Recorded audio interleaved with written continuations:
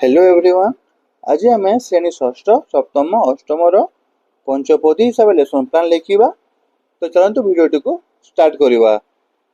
Date 25/7/2024 शनिवार श्रेणी षष्ठ सप्तम अष्टम प्रथम पीरियड 3 क्लास शारीरिक शिक्षा और योग व्यायाम अभ्यास करेंगे। प्रथम पीरियड द्वितीय पीरियड सप्तम श्रेणी विज्ञान अम्लीय क्षारीय और निरपेक्ष पदार्थर अनुसंधान होउछि प्रसंग।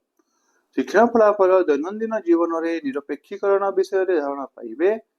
बोधरे पिंपुड़ी कामुड़िले आमको कहीं कुंडाई हुए कोशी पचारिबा। बोधरे पाठ पढ़ी बुझाइबी जे पिंपुड़ी कामुड़िले शरीर को फॉर्मलिक अम्ल जाए। अभ्यास रे पिला मानकु दल रे भाग करी बहिर चित्र को देखी आलोचना करबा पई कहिबी।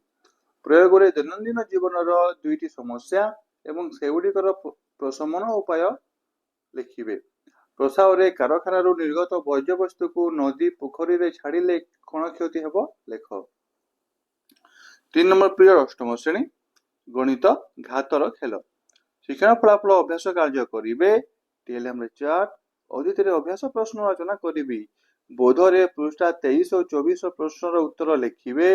अभ्यास दल गठन कर आलोचना करेंगे। प्रयोग रे उत्तर स्पर्धा संशोधन करी।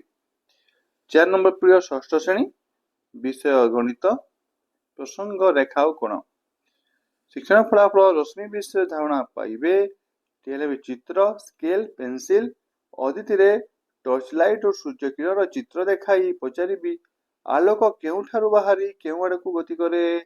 बोधरे रश्मि विषय बुझाइबी। अभ्यास रे पिला माने कलापटारे रश्मि आंकिबे। प्रयोग रे निज निज खातारे आंकिबे। प्रसाव रे घरे आंकी आनिबो। सप्तम श्रेणी पंचम पीरियड विषय कौशलबोध चारा उद्यान होची प्रसंग। शिक्षण फलाफल चारा रोपण पाई माटी प्रस्तुति करिवार प्रणाली जानिबे। गोटे चाष जमी को जाई देखिबे। एटा फील्ड वर्क हेबो जाई कि आपण लिखि परिबे। तपरे षष्ठ पीरियड अष्टम श्रेणी सामाजिक विज्ञान प्राकृतिक संबल और तार व्यवहार होची प्रसंग। शिक्षण फलाफल संपदर विरोधाभास विषय जानिबे। टीएलएम चित्र अदित पेट्रोल क्यों आसी थाए। बोधरे प्राकृतिक संपद विषय सरल भाषा बुझाइबी।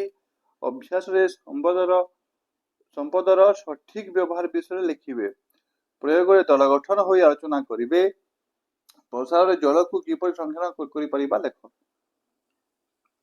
तापरे 3 क्लास 7 नंबर पीरियड शिशु सभा वक्तृता प्रतियोगिता कराइबी।